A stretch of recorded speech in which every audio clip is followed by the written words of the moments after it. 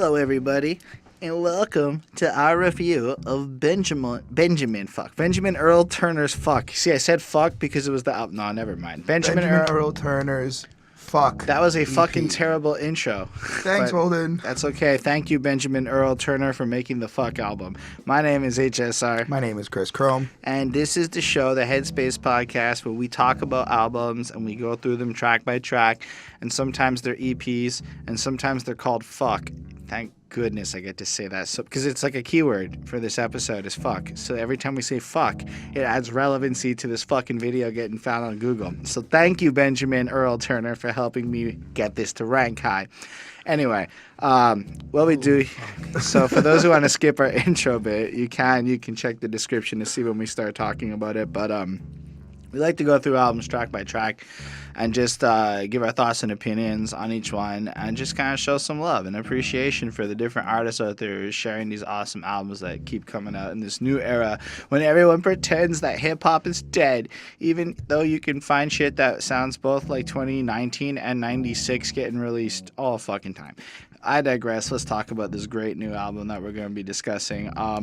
Before we jump into it, feel free to let us know anything that you want to think in the comments and just have a little interaction with us, because this is a discussion and we may get things wrong and we may say some stupid ass shit and all that crap. So if that happens, sorry. We love to discuss it. We are a small enough channel that I can promise you that I will be able to answer literally every comment that comes. We'll try to answer. Before we go into our little review, and keep in mind, we're not experts, I want us to give a special little thanks to the patrons, Linda Williams, Super Old School 1994, Chris Prado, and Ismail Gadamsi. These fine folk give us much inspiration to persevere and go on because they support us in a very literal way. We'll talk a bit about that at the end. But yeah, without further ado, Chris, why don't you plug our keyword one more time? What album are we reviewing? For this week's Headspace bonus review podcast, we went with Benjamin Earl Turner EP Fuck. So my question to you, and this is the part where the show where we discuss how connected we are to the artist. Have you heard of this guy before? So the answer to that question is yes. Yes, it is. I was testing you. But no, I forgot, and I didn't realize. But yes, I've heard him on Room 25 No Names album. Yes, that's something we did review. And I forgot. So my answer is no, I don't remember ever listening to him. So, I mean, I really like that No Name album. I think I gave it a 4.75. And if I were to make a top 10 album list for 2018, which might be a late thing to do, it would be on it. And what happened here was Mr. Benjamin Earl Turner's management team hollered at us and said he was on the No Name album. We watched your review. We're fans of the show. I never really know if they're actually fans of the show. It seems like a very common thing that gets said in these types of emails. That's cool either way. He was on the No Name album. He has a project dropping. This is like back in November. And would you do it? And I said yes. And then life got so fucking busy and my production dropped and I felt so bad. Thankfully, I guess for like the sake of me honoring my commitment, this album got delayed in its release. So it came out very recently. It's like the stars were aligned and they just worked. A little bit. And so we had more time. And considering there wasn't very much coming out. Maybe they noticed we had low production. They're like, well, wait. We'll give them that. Maybe. But so this came out and he was like, they were really cool. They sent us the tracks in advance and I heard them. But really what happened was I went and listened to the No Name song that he was on and I was like, yo, he's fucking dope. Like, he's dope. Like, flat out. And I'm like, I actually really want to review this. This is cool. I was like, it was exciting that the management team gave me like the album early, which I then didn't listen to anywhere near enough. I heard it like once before it came out. But it was like for the first time that happened. Like, that was cool. It was like such a validation moment for us as a review channel. Nice. So, yo, if you're a label person and you want us to cover your person, holla. No promises, but holla. Anyway, but honestly, the dude just had this really like good quality sound, and I thought, you know what? We should cover it. Like, that's what we should be doing here, helping people. I mean, I make music, and I know how fucking hard it is to get anybody to pay attention to it. So if, on the other hand, we have this channel, and we can talk about whatever albums we want. Why not cover people who are on the come up and shit and give some love like that? That's what we're about now. Hashtag 2019 behind that suit tries harder. Is that what we're doing? I don't know. We're always trying harder, aren't we? Are you trying harder in 2019? Oh my God, here we go. Yes. Are you trying harder than you were last year? Yes, we are. Are you trying harder than those 2016 days? Back in the day. God, back in the day, him and Damon. Sofa. You guys were like, stop being such a serious person. Let's have a good time. Well, it turns out I won, everyone. Serious. Okay, anyway. No. Why don't we? Maybe I am sillier. I don't fucking know. Why don't we get back into this and focus? Let's fuck. It's a fuck moment. Fuck is a great fucking album title. Are you done? Yeah, we're pivoting into album titles because it's called fuck. But it's cool because like when you say fuck as a singular word like that, it means anything. But when you look at him sitting on this like literal snowplow shit full of money, and you're just like, oh shit, fuck. It's like a positive, but a juxtaposition because it's such a weird picture that it could also be a negative. Like it's a fucking weird situation. Either way, I love the cover art. I think it makes me want to hear the project, knowing it's called fuck and that it could be any kind of shenanigans and shit. Like you really don't know. I like how. But it's bold. I like how the word fuck is only really effective depending on the tone it's used. Yeah. Like when you're angry, you get it. Like in the different ways you use it. So, in terms of like, I like how you said bold. How you like it really. Well, it's an uncensored. I had to say, if you'll notice, I put stars in the title of the video. Like I didn't put "fuck" as the title in my video. Right. He put fucking "fuck." It's right there on YouTube and shit. It's right there on Spotify. Like. It's a way of almost saying, I don't care about AdSense. I'm doing this for the sake of doing this. Right. From like a punk way of looking at it. Anyway, go on. Oh, well, I was just commenting on that, on like the tone in that, but you were mentioning something about the the way his album cover looks, and when I read the album name and I looked at his face on the cover, it looks like it's just kind of like, oh fuck. Like you kind of get like he's coming up on that that tractor. You kind of see he looks slightly kind of looks dead inside a bit. Like he's just kind of like very blank face. Like doesn't really want to discuss nothing. Doesn't really look happy or nothing. So I kind of got this like, oh fuck, like something really dark in a way. Also, he did an AMA on Reddit, just as a side note. I'll link that in the description below. If I forget, somebody can point it out in the comments. But it was really cool. My biggest takeaway is that he and I have both read Philip Pullman's His Dark Materials, and as he put it, that shit's dope. I don't know if he actually said that, but that shit's dope, and you should read those books. That's the Golden Compass and all that shit with the polar bear warriors, and it's fucking fire, even if you read it as an adult. Anyway, just so you can check that out and get a little sense, he's fucking connected, and he seems like a fucking like sincere person based on a lot of the answers I saw there.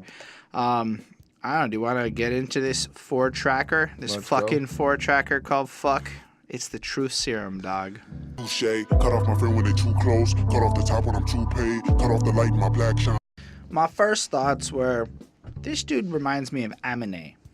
And then I was reading that AMA, and somebody said, who's like your favorite artist out now? No. And he goes, I fucking think Aminé. It looks like he's having the most fun with it. And I'm like, man, I felt so cool that like I was able to like pinpoint such an influence on his music. Like, how fucking random is it that Aminé would be like, you know, from my perspective, I liked Aminé's Yellow project a lot. Like, it was really fucking cool. Forgot the name of the album, but the Yellow one.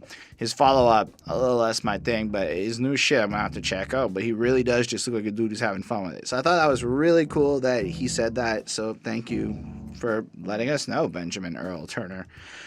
Also, Holden Stefan Roy, Benjamin Earl Turner, 3 names. I'm feeling it. I'm with it. That's how we do up in this world. I could do the same with my but you don't. You go Christopher nickname Johnson. It's not the same as the 3 names. I'm throwing it out. Chrome was like my actual middle name. But it's not. So it's not, all right? Unfortunately, not all of the lyrics is up on the Genius. Half of this song is there. And so for the half of the song, for whatever lyrics are there, we can really get quotey. Otherwise, it's whatever the fuck I wrote down and whatever Chris wrote down that we quoting in terms of stuff. So for those of you who are hyper super fans, get those lyrics up because it helps the artist to have those lyrics, especially just because Kids is lazy and shit and he's a lyrical dude. So you're just helping him out. Come on, fan base, let's roll. What do you think of this song, though? I like this song. It really displays a lot of variety in his talent. First off, it kind of starts with like a kid going like goodnight, and kind of like you have this feeling of like he's about he's about to disconnect and he's about to go off on something, and then it just starts, and like it just, you get the sense that he's about to just show you who he is. You get the sense that he's about to just be really honest and just kind of be himself. And what I was really impressed with the song is just his control of the voice, the control of like the way he switched up the pace, he chops up the flow, he stops, he breathes, he pauses, like he's just jumping around all over this song, which I really enjoyed. I didn't really quote much, to be honest with you. I was more impressed of the actual song itself and the sound and the production and the way he did it. So for me, I just left it with a 4. He is way underselling this shit. Okay? I know. I'm going to put it down. First of all, the dude manages to accomplish several things, in my opinion, right off the jump. He's experimental, as in you get the sense that he's not afraid to try to push the genre further. And we see that with his use of effects and how his use of swapping voices. And as like an artist myself, I'm trying to learn how to like flip my voice around in all sorts of crazy ways mid-verse, because I think it is kind of, look, if y'all don't want auto-tune, then you're gonna have to have people coming in and doing it all natural with their voice and shit, because that is the evolution, like, you know, and just where music's gonna go. Too many people want that shit, and I think it's interesting too.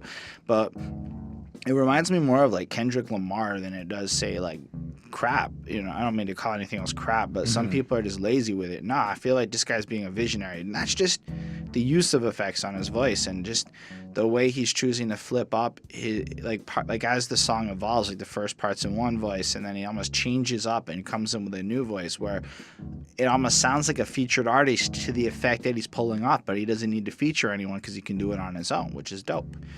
Considering half this thing has features in terms of the 4 songs, I think that was a very cool choice to show off the versatility like that. The beat's amazing. It's got this crazy flow with it. I don't really know how to describe it that well. It changes a bunch, but it evolves in like a way that is just weird sounding, cool and futuristic almost. Like I again feel like it's trying to push shit forward. But then we gotta talk about his rhyming, where in this regard it feels that maybe his flow is futuristic, but his adhering to good writing is right on point with shit. Like fucked up around, got too apathetic for my own reflection. Okay, so shit's whatever. He's letting us know there's going to be some real shit that we're going to be dealing with. Mirror, mirror, selfie on the gram. Okay, so he's talking about his own reflection, as in the shit that gets put on Instagram and stuff. So in a sense, it's, you know, commentating on some real life shit that's going on, you know. Grammy says I got a face to love. So when he's thinking about that reflection, you know, what he sees versus maybe what his Grammy says, you know, your Grammy's always going to be like, yo, you're a handsome young man. Every grandmother's always said you're a handsome young man. Beautiful face, girls are always going to love you. Every grandmother says that. And maybe if you're gay, she says boys will love you. I don't know if we're that progressive yet. And then loving you is feeling like a task. So if we think about that being the reflection on himself, that's a hard thing. And, you know, he can't really love himself. And it's just, that's, to me, it's so poetic, right? And I think that's, again, appealing to me because the writing here, we're not talking about the flow or anything, but the expression and the way he's linking ideas together in this obscure kind of flowy way. It's like emo Wu-Tang, you know, more than it is like something else, which is so beautiful to me. Like it feels like slam, like a slam poet dropping proper rhymes and shit. Because I've always felt that a lot of slam poetry would just work in rap, and not enough rappers were doing that kind of shit. Again, ignorance. I'm not saying they're not out there. I'm saying I haven't heard them, and that's what I felt. Anyway, and it just flows like that, and he goes on, and the whole thing just, he's got lines like, trying to heal inside a sundress, con man, can I confess? Self-love is a concept that's in contest with my conscious. And the way he flows it in rhymes and just shows us like he's trying to almost come to terms with this new sense of it, like he's trying to rectify the bad things within himself and come to terms with an honesty that maybe wasn't previously there, but the whole world's almost fucked up. Anyway, and then there's like, as he flows in, there's just so many like these lines that just kept like popping out at me, like, I would never sell my soul, no, the flow's so satin smooth, you know, like just this idea of clinging to integrity because he knows he's got the power to like move through it. Or I love the idea of like how he, you know, he's like replacing his foolish behaviors of his youth with like love and more positive energies, you know, which is something I'm personally going through and relating to, so I can kind of get behind that in a big way. It's like the type of shit I want to support, regardless of if maybe a guy like Eminem is a more talented MC. He's not bringing shit that I want to support the way a Benjamin Earl Turner is a guy I want to believe in. So I think there's something about the man behind the art that is reflected through this that is interesting. I also really enjoyed his line, I'm touching kids, but not like them preachers. And that's kind of back to what I'm saying about the man art behind the art. So it's a clever line because he's touching kids in a significant way. He's helping them grow. He's sharing wisdom. He's trying to be a positive force in their life, unlike a preacher who in theory is supposed to be playing that role, but unfortunately y'all know about the pedo shit. But I love the idea of this guy trying to be like a positive force, to be a role model. And I think that's the problem I might have with the character of Eminem. It's a recent thing on this channel. Sorry, I can't get it off my brain right now. I'm pissed off just in general about how that man has all that influence and cares more about looking bad in the eyes of people than about doing good for the world. And maybe that's just what I wish. Maybe it's just wishful thinking and I shouldn't expect that type of shit from anybody, but that's where I'm at in life. So I'm just like, I'm blown away by Mr. Benjamin Earl Turner here, whose initials happen to be BET, which is just kind of a side note. Anyway, I really like when he's like, test me and see if I gun you. Freedom ain't free or dumb. Like, this is some, I'm not even saying he's the first. Like, I feel like even the freedom ain't free or dumb is some shit Eminem may have said, but I feel like the fact that he's kind of flowing all of these ideas into a song called Truth Serum, like he's just been blasted with this verbal diarrhea of wisdom and knowledge and just desire to be honest with everyone, you know? Making choices is hard and making love is harder. Now, it must be for God. Life, how it must be for God. You know, like, how is God supposed to make choices when love is such a complicated thing and God's supposed to love us all? I'll hear questions like that coming from certain other people in big key positions in the industry. Why aren't people asking? No, this is way bigger than him. Okay. All of them. All of these guys at number one, who everyone claims are goats and shit. You know what? Wayne might actually ask questions like that. So props to Mr. Carter. Okay. Anyway, everything is sacrificed. And again, I am very ignorant. I'm not trying to play like I'm not. This whole channel is like me learning on the fly with everyone. Either way, how it must be for God. Life is both chess, you the king and the pawn. Everything is sacrificed. And that's such a beautiful imagery and some reality shit. In a sense, you're a king, you're a strategist, but really you're being used by a system and shit. So you are a king in the sense that you're responsible, but you're a pawn because you're, well, everyone's a pawn. Let's be real. If you're watching this, chances are you're a pawn just like me. You're like the controller of your own destiny and the ruler as the king, but any control. You're controlled. You're the ruler of your own destiny that's already preset by someone else. And then the one last thing that I thought really struck out to me was dumb that shit down. We 5th grade reading level now. And that's interesting because if I'm not mistaken, 5th grade reading level is what you want to write at for good copywriting and good marketing.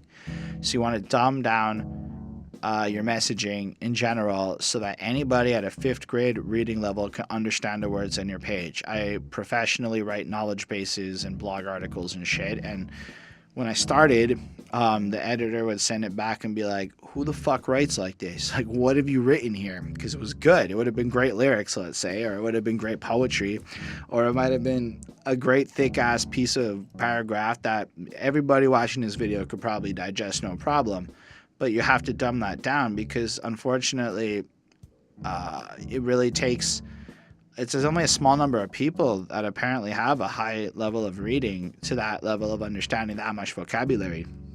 So when you do have a good message and shit, it's almost like you have to dumb it down. But when everything in life gets dumbed down, I don't know. It's just so many things to think about, all off of one song. All off of one song. This guy had me thinking about all of this shit. We're still on the first song. I realize I've probably been talking for a while now because there's just so many things to unpack in this one song. That sounds all the cool. Like 5 on 5. This is some next level shit in my opinion. Like this is really fucking cool. This is like some artsy shit that's also super hip hop. It's kind of like if Amine read a lot more books. So like I guess that's why, because I really liked Amine. Like, I'm not saying that Amine doesn't read books, but I do believe Amine watches a lot of Tarantino. Anyway, that's sidetrack shit. I love this song. I was so fucking excited at this point. I was just like, no fucking way. It's one thing to have people holla at you to do a review. It's another thing to go, fuck, I want to do this review regardless of if they holla at me. You know what I mean? Yeah, anyway, exactly. I talked a lot. Did you give your grade? I can't remember. I gave it a 4. Since I introduced names twice at one point, Anyway, that happened on our last review. I introduced ourselves twice because I just plumb forgot. I guess it was just like my judgment was as bad as fucking Jaw Rules.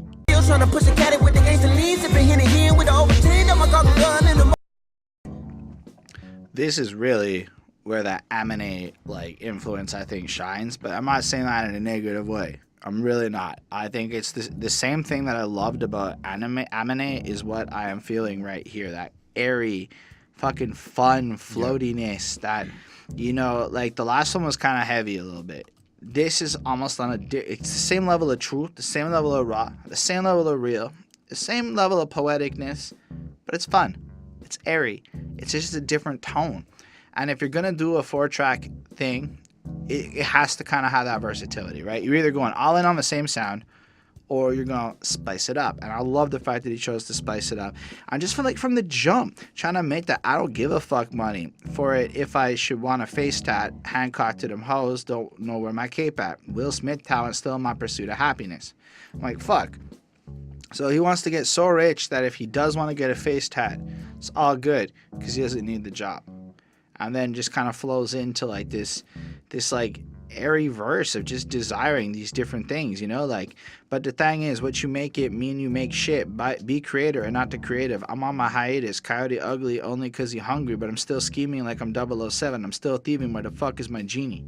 You feel that hunger, you feel like that drive, that ambition, but that creativity, because again, like, well, it's not a game, but like you're not hearing a lot of people rhyming quite like about the specific things, like you get the sense he's a little bit nerdy or geeky or, like but also still ready to knock you the fuck out at the same time. It seems like there's it's like a lot of the, I don't even know how to say this because when I listen to this, it's like, yeah, he's nerdy or geekier, but he's giving me something that is worth listening to. Now, I'm not saying that the other music ain't worth listening to. It's just when I put this on, I can't put this song on and just clean my house is what I'm trying to say. Like I would find it's a waste because I'm not really listening. Like he's actually saying shit. Because I feel like the way that beat and airiness flows in, you could. But then like lyrically. But lyrically, he does it in a way where you can focus in and got some like decent rhyming. Not to say that it's not good rhyming, but at the same time, I feel like the attraction is almost more the vibe of this song. Because, the lyrics are proper the whole way through. Like, literally could pick any rhyme randomly. Like, fuck it. Well, I'm Beanie Siegel because I feel it in the air, because Beanie Siegel made that track, Feel It in the Air. Hey, Bonnie did a lyrical breakdown of that song, so if you want to Google that with Behind That Seat, you'll find it. I liked in verse 1, because I'm still dripping, because I'm still saucy, like I'm Ratatouille, but I'm still wool to these According to Quavo, it's Ratatouille. But I'm still wool to these rat, and I'm still rude to these catty bitches. And I like how he connected rat with Ratatouille, and he switched up the whole punchline in the verse, like in that line as well. Like the writing skill is at a different level. That is impressive to me, at least. Anyway, I don't know. I love the idea that we can fuck raw money, because if you think about it, if you fucking wealthy and you knock a girl up it's okay because you can afford that shit. You know, like I think that's where you want that level of comfort. But the way he chooses to express it is just so honest. You know what I really feel listening to him? That this shit's him. You know, unapologetically him. He's not sorry if you don't like something, and he's not afraid to be himself. And I think, and the music video is a rare example of one that I thought was cool because there were like 40 scenes in it. Like, he just does so many weird random shits. Like, he's naked in the back of a truck, he's taking a shit at one point, he's just goofy dancing around, all sorts of different locations, different outfits, and it looked like he had so much fun making it. People like he tried really hard and like came up with something that wasn't just like your typical old shit. And it really just stood out to me, like the essence of who he is, and it really just flowed. I like the ooh wee legs thick you chum lee, made me think of Nicki Minaj's little video bopping around all over fucking Much Music these days. At work at lunch, I get to watch music videos. He's Bruce Lee, that's H2O, that's kick back and let it flow.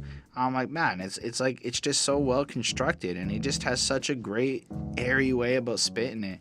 I don't know. I really felt it again. I'm giving this one a 4.5. Really cool song. That's for me, landed at a 4.1. All right, why don't we talk about that Mbaku shit? Fuck them haters, we would not have it all. Fuck them haters. Let it be said that I'm totally feeling Mr. David Diggs. I know I said that wrong. I apologize. But I'm totally feeling it when he goes, but we singing light work, songs in key, whatever, but shoddy aside if you twerk. I get it. You have all permissions. Anyway, I don't really know where I was going with that. I just thought it was a funny way of like calling in that Rihanna track and then just being like, you know what, you can do what you want, but it's also okay if your choice is to like twerk. That's okay. I felt it was like a positive message in that. I really liked his verse.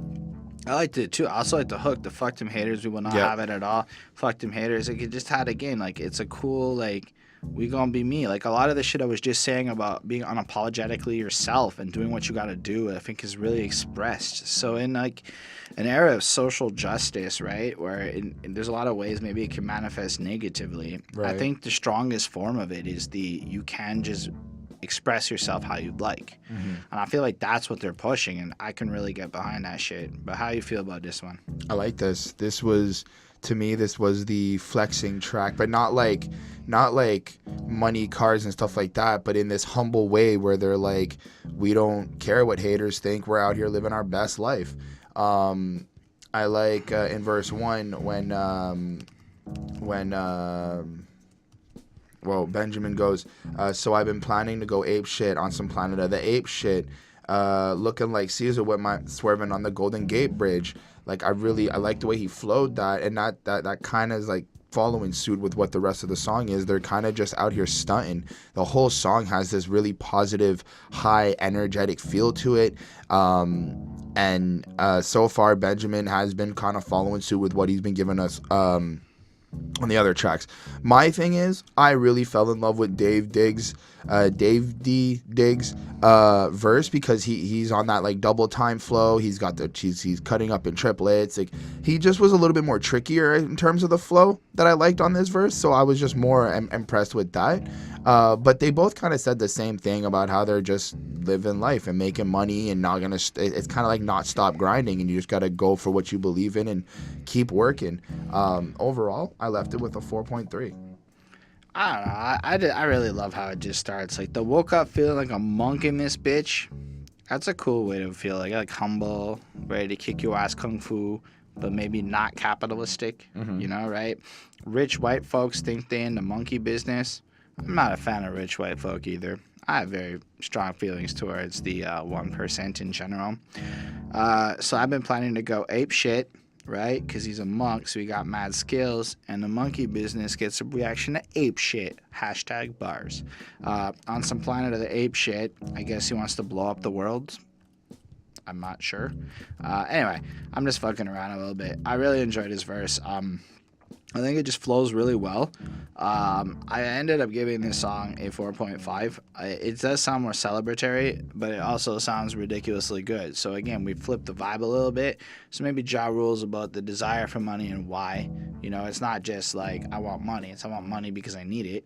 This one is more like flowing. M'Baku, I think, is from Black Panther, but I didn't see Black Panther, so I don't know a lot about that. True Serum, we have like the fucking I do Google shit. True Serum has like, you know, a lot of honesty going on and a lot of just almost thoughts of extreme shits going on. I just feel like this album is so far rolling out to be really complete. Like when you think fuck, you know, like yeah, it's like fuck, this is an experience so far. I'm giving this one another 4.5. I feel like Truth Serum hit me stronger mostly because the content was far more interesting. Not to say that these last two are bad, only that one was more interesting to me. Anyway, do you have more to say on this one? Well, there is one more song on this little fuck album. It's called Apathy Happy. So apathy happy, I took a hook at the dinner, got here while eating a salad. Unfortunately, the lyrics on this song just weren't available, so I wrote down a whole bunch of them, but not all of them. I do love the idea. You can just picture him. He's feeling kind of out there, and then he has this like cookie that has some Mary Jane in it, and so he's feeling a little high. His apathy's kicking in. Maybe he's off on them edibles and he wrote this shit. That's at least my fantasy on how this came to be. But I really like how it starts, like that first verse. On my timeline, all I want to see is my woman half naked turning down replies from who want it.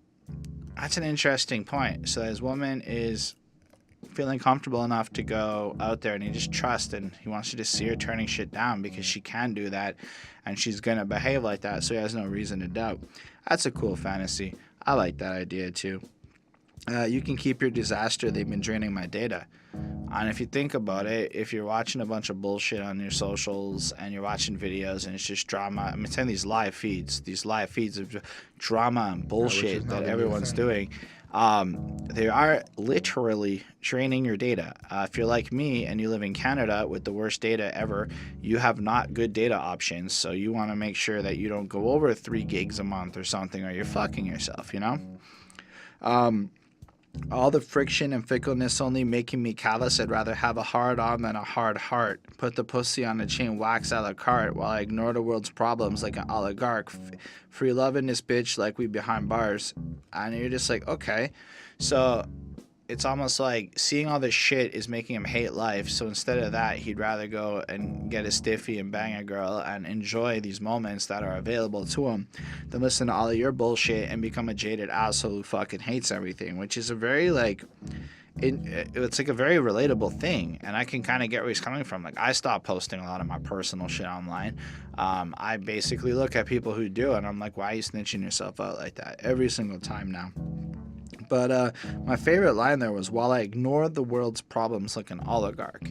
That's like those giant companies like PepsiCo and shit who aren't full monopolies but kind of run the world still because they have all the money for lobbying and shit, and they just kind of ignore the world's problems to get what the fuck they want. Like, go look into Nestle, go look into all these different situations that are happening. It's kind of fucked up. And then I like how he just goes shake, shake, shake, shake, shake like an earthquake that's supposed to turn my whole state into a Great Lake. That's some climate change shit that will fuck up like what's going on. Like, I mean, we're in Montreal. Like, if climate change happens, we're on an island. That can't be good for us if flooding is a real thing, is all I'm trying to say. Then there's like flows into like this crazy trippy shit in the middle. And there was some stuff like everybody, like, he pro-black, he anti-white. Nah, bitch, I'm anti-everybody on a lunch break. And then I really like that because I could see how some people might feel that way about politically charged folk, especially if you are educated. You will start saying shit that comes off anti-white to ignorant people, because when you go learn the history and when you go look at who has power and when you go look at the trends, you're like, shit. Unfortunately, a lot of the guilty folk happen to be white. Not saying all of them, not calling you a racist if you're white. It's just kind of the facts. And you can argue with me. Sure, it's not going to change the fact that, unfortunately, there are many white folk who perpetuate the stereotypes alluded to. I don't know. There's just so much cool shit. Like I like when he's like, we need some ooey. We need. We've been so overwhelmed. We're trying to save everything. You can't save everything, even saving ourselves. Like that's some shit you just sit there and like ponder on, right? Like, but it's also effectively like, I mean, the song's called Apathy Happy, right? Like you're almost hooked on apathy. We're so overwhelmed that we can't feel no more, and so we're happy through escapism almost. Like there's so much to think about, and he's capturing like this snapshot of what I believe a lot of people feel. A lot of people aren't happy. Basically, if you're anything under middle class, you're probably in some state of feeling something along these lines to some degree or another. But I like how he's the way I'm interpreting it is like I like how he's kind of giving out these now they're not like super obvious, right? But they're not like super confined as well. Like the idea of you can't save everybody, that's pretty obvious. Like it's not like, yeah, I can save the world. But it's like but that's almost an ad lib to we trying to save everything. Right. I know it. I know, but I'm saying like it's again like these are things that we know, but we may not be talking about. But I think that, yeah, I mean, I guess you're right. That's true. That's probably why he's writing this into a song. But it's just the fact that the more bolded part is what we're trying to do, save everything, which is literally the problem with maybe where social justice is at, is that everybody's fighting every cause. And then the reality is you can't save everything. Like here's the thing. If we're going to elevate certain things, life is a big math equation, and to elevate means others have to go down. And as long as the 1% or the super hyper wealthy are mostly not interested in sharing, it's just a lot of division down here, and it's not necessarily good things. I don't know. Saving ourselves is going to be a complicated thing in the future, in my opinion. But I don't think it's bleak. Those little youngins seem to be real smart. And then you hear shit like Benjamin Earl Turner, and you're like, oh, fuck. Maybe there's some interesting shit to be thinking about that is a little bit different than Versace's and Gucci's. That's just my preference. Y'all don't have to agree with me. I get this shit a 5 on 5. Beautiful fucking track. I'm almost sad that this is the last fucking song on the project. I give the song a 4.5. As far as this album goes, I mean, it's 4 songs, so this grade is to be taken with a grain of salt, but it's a 4.75. I really liked it. It basically got the same thing as the No Name project. There's this degree of experimentation, of pushing the genre forward, of like using music and doing something new with it. Not necessarily completely new, but like you want to push it forward. There's this degree of realness and honesty where he's just being himself. That is so transparent. It's as real as something like Benny the Butcher, you know, but just in a different way. His lyrics is on point, very intelligent, and he's rapping about shit that's very interesting to me. And I think that between the wide array of subject matter that gets explored on these 4 songs alone, mixed with the quality of his ability to write, mixed with his versatile voice and his clear talent to go fast, slow, singy, serious, like he can do it all. Man, this is a dude I'm going to be watching in the fucking future. He earns that grade, in my opinion. It doesn't count next to a full-length project. Maybe it counts in the worlds of little EPs. But I would love to see him drop like an 18-tracker and be able to just go through that adventure, because I think that would be next level dope. And I think everybody should keep their eye on Mr. Benjamin Earl Turner. And good job with the fuck. Nice. The album for me came to a 4.12. I enjoy the album. I enjoy the experience. I think that it's just, again, one of those albums that I may not be heavily inclined to understand a lot of the points from it. But I really think that there is mad potential here. And I think that I agree with Holden. I think that going through a full-length album would be really interesting to see. Because this project is fairly short. But and even in a short dose, we got a lot of variety, and that's what's really keeping me interested in Mr. Benjamin Earl Turner, because when you're able to present multiple things in a small project, at least for me and what I'm noticing nowadays, that's what's really keeping people's attention. And just keep up what you're doing, and I think you'll be completely fine. Yeah, but don't try to just keep people's attention. Just drop that fucking project. Make a concept album, dog. I would follow your fucking concept album. I would be so down for that. Also, if you want to talk to us, we could do an interview, Mr. Benjamin Earl Turner. That would be dope. I'd love to pick your brain, too. You sound like a smart motherfucker and wisdom and shit to share and stories and crap. Anyway, plug-in time done. Thank y'all for watching. End of the fucking review. We really appreciate you being here. It always means the world to be able to share our experiences with you. We hear yours in the comments, and we're a small enough channel that I can still answer everybody. Special thanks to the patrons, Lindell Williams, Super Old School 1994, Ismail Gadamsi, Chris Prado. They support us. They helped us get a new camera. They get to choose an album a month and force our hand on it. Well, one a month does. And you can help us like that, so because we need the help to get to that next level. It's just facts. You can still help by hitting that subscribe button, the like button, all that shit. It's all very helpful. I dropped a project recently. Links all to that in the description of the video. If you're down, it's on Spotify's and Bandcamps and SoundCloud. It's literally everywhere you can fucking listen to it. Just look me up, you know. Anyway, let me know what you think. Let's have a chit chat. Let's holla. Let's get Benjamin to come interview with us. Let's have a great weekend, everybody. Bye. Bye. Bye. Bye. Bye. Okay. I'm doing this tonight. Yeah.